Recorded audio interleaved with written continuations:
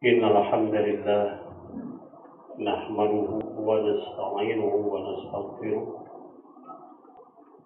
Na'udzu billahi min shururi anfusina wa min sayyiati a'malina. May yahdihillahu fala mudilla lahu wa may yudlil fala hadiya lahu. Asyhadu an la ilaha illallah wa asyhadu anna Muhammadan abduhu wa rasuluhu amma ba'd. Hadirin sidang Jumat yang sama-sama mengharapkan doa serta maghfirah Allah Subhanahu wa taala. Alhamdulillah pada hari ini Allah masih memberikan kesempatan kepada kita untuk bisa melaksanakan di antara sejumlah syariat yang telah ditetapkan oleh Allah, di antaranya melaksanakan ibadah sholat Jumat berjamaah. Hadirin yang dimuliakan oleh Allah, sedikit khatib ingin berbagi ilmu bahwa apa yang kita jalani, apa yang kita laksanakan pada aktivitas sehari-hari kita, baik yang sifatnya ibadah mahdhah ataupun ghair mahdhah, baik aktivitas ibadah yang langsung berhubungan dengan Allah ataupun ibadah yang sifatnya ada hubungannya dengan sesama manusia. Kita tidak bisa lepas dari hukum syariat. 24 jam hidup kita ada pada lingkaran syariat, ada pada lingkaran hukum-hukum yang telah ditetapkan oleh Allah dan sunnah Rasulullah SAW. Oleh karena itu, khatib ingin sedikit berbagi, barangkali di antara jamaah yang lupa ataupun paling tidak ada sedikit orang sunnah kahilafkeun bahwa setiap aktivitas yang dijalani itu tidak lepas dari syariat, dari hukum yang telah ditetapkan oleh Allah. Nah, sementara syariat yang kita pahami itu apa? Syariat yang sering kita dengar, yang bisa digambarkan oleh kita itu apa? Sebab pada umumnya ketika ustaz, para mubaligh atau siapapun ketika mengucapkan syariat, maka bisa dipahami bahwa yang dimaksud adalah aturan Allah. Aturan Allah dan contoh dari Rasulullah. Itu gambaran secara umum bahwa ketika kita mendengar ungkapan syariat. Kalau dilihat dari sisi bahasa, agar kita lebih memahami apa yang dimaksud dengan syariat yang biasa atau setiap hari kita jalani itu tidak lepas dari syariat. Maka secara bahasa, syariat artinya jalan. Jalan merupakan sarana untuk mencapai satu tujuan. Syariat dari sisi bahasa artinya jalan. Nah, sementara jalan merupakan sarana untuk mencapai satu tujuan. Misalnya saya dari rumah, tujuan saya ke masjid ini, maka ada syariat. ada jalan yang menjadi sarana untuk mencapai tujuan ke masjid ini. Melewatan Ahmad Yani, Cimuncang, dan lain sebagainya, logika tempat. Itu syariat. Maka syariat, ketika kita memahami bahwa syariat aturan Allah, maka aturan Allah ini merupakan jalan, sarana agar kita mencapai satu tujuan. Jadi setiap aktivitas yang kita jalani pasti ada tujuan. Contoh yang paling gampang, ketika Bapak bekerja, ketika Bapak menjadi karyawan misalnya, pasti ada tujuan. Tujuan dari Bapak sebagai karyawan atau bekerja apa? Tidak mungkin tidak ada tujuan.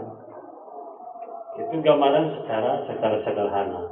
Jadi aturan Allah disebut dengan jalan, artinya aturan Allah baik Al-Quran atau Sunnah itu merupakan sarana agar kita mencapai pada satu tujuan. Kemudian syariat secara bahasa itu diartikan dengan jalan kacai orang Sunda menuju ke air. Maka fungsi air adalah untuk menghidupkan jasad.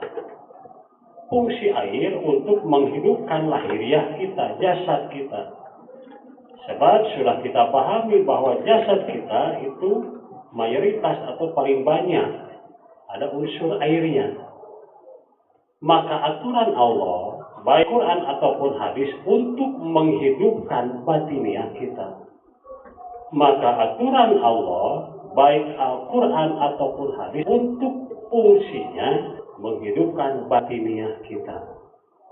Di samping dari sisi bahasa bahwa fungsi air untuk menghidupkan lahiriah kita, jasad kita, badaniah kita, maka aturan Allah baik Quran ataupun Sunnah untuk menghidupkan batiniah kita, ruhaniah kita.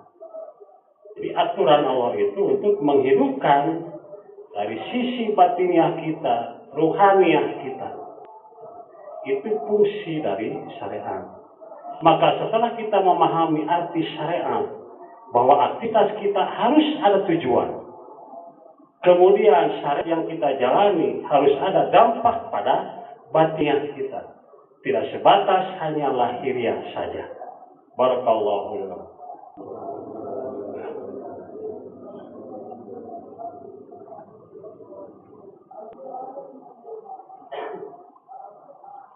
Alhamdulillah hadana li hada wa ma kunna linahtadiya laula an hadana Allah. Asyhadu an la ilaha illallah wa asyhadu anna Muhammadan abduhu wa rasuluhu amma ba'd. Hadirin yang dimuliakan oleh Allah, maka Habib beri contoh yang paling gampang yang sudah menjadi rutinitas kita. Ibadah yang sering kita jalani, yang sudah menjadi rutinitas, ketika Allah menurunkan syariat, ketika Allah menurunkan perintah dalam salat. Salat merupakan syariat. Salat merupakan aturan-aturan Allah dan Rasulnya.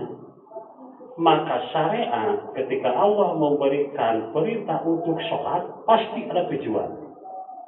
Nah, ketika salat, syariat kita, tujuan yang ingin diraih apa? Kan tadi sarana untuk mencapai satu tujuan. Maka ketika kita menjalani sholat, melaksanakan sholat yang 5 kali, tujuannya naon? Harus ada tujuan. Tujuan. Kemudian yang kedua, dari sisi batiniah kita, bahwa fungsi syariat tadi untuk menghidupkan lahiriah kita. Maka ibadah sholat ada gerakan. Ada fungsi untuk menggerakkan lahiriah kita. Maka yang paling penting syariat Allah itu harus ada dampak pada batiniah kita, ruhaniah kita.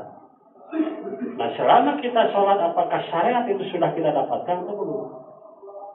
Nah, ini mungkin yang ingin Khatib sampaikan. Jangan sampai selama kita berpuluh-puluh tahun menjalani sholat, ternyata kita tidak tahu tujuan melaksanakan sholat. Sehingga sholat kita hanya terpaku pada gerakan lahiriah, gerakan badan hukum. Sementara batinnya kita tidak nyampe. Sehingga apa yang Allah inginkan, bahwa aturan Allah itu harus menghidupkan batiniah kita, ruhaniah kita, ternyata tidak sampai. Yang ada hanya gerakan saja, batin mana mendi, tidak ada dampaknya. Itulah fungsi syariat. Maka Khatib ingin memberikan gambaran ketika kita menjalani syariat sholat ada satu tujuan kita. Minimal ingin mendapatkan ampunan dari Allah. Ridho Allah mah jauh teuing hese mudahnya. Minimal ketika kita menjalani sholat yang 5 kali, maka ada satu tujuan yang ingin kita capai, yaitu ingin mendapat ampunan dari Allah. Maka ketika kita menjalani sholat akan berbeda hasilnya. Batin orang teh beda. Ketika tujuan kita sholat ingin mendapat ampunan Allah, maka dampak dari sholat tersebut akan terjaga. Apa yang diucapkan, apa yang dilihat, apa yang terdengar. Kenapa? Sebab batin ini hidup. Sieun kakotoran. Ku aktivitas sama poe. Nuka tinggalin, nuka ucapkan dan yang didengar akan terjaga. Itu dampak dari sholat. Nah, hadirin yang dimuliakan Allah, itu secara sederhana bahwa syariat yang telah Allah turunkan pasti ada tujuan. Baik tujuan untuk mendapatkan dari sisi lahiriah kita, baik dari sisi batiniah kita. Nah, oleh karena itu Khatib mengajak, coba fokuskan kembali, khusyukkeun deui salat urang, naon ruku urang diudag tina salat. Minimal ampunan Allah. Minimal ampunan Allah eta ge geus hese mudahna. Kenapa? Sebab ketika salat kita tujuannya ingin mendapat ampunan Allah, berarti aktivitas kehidupan kita harus dijaga. Ngomong kade besi nyeri hatekeun batur. Naon ditingali kade besi mata haram. Nah, kita ingin mendapatkan ampunan dari Allah, dari sujud kita, dari salat kita. Hadirin yang dimuliakan oleh Allah, itu saja mungkin yang bisa disampaikan. Semoga bermanfaat, semoga menjadi ilmu, khususnya bagi Khatib yang menyampaikan. Rabbana hablana min azwajina wa dzurriyyatina qurrata a'yun waj'alna lil muttaqina imama. Rabbana la tuzigh qulubana ba'da idh hadaitana wa hab lana min ladunka rahmatan innaka antal wahhab. Rabbana atina fid dunya hasanah wa fil akhirati hasanah wa qina adzabannar. Subhana rabbika rabbil izzati amma yasifun. Wassalamualaikum warahmatullahi wabarakatuh. Assalamualaikum warahmatullahi wabarakatuh. Allahu Akbar.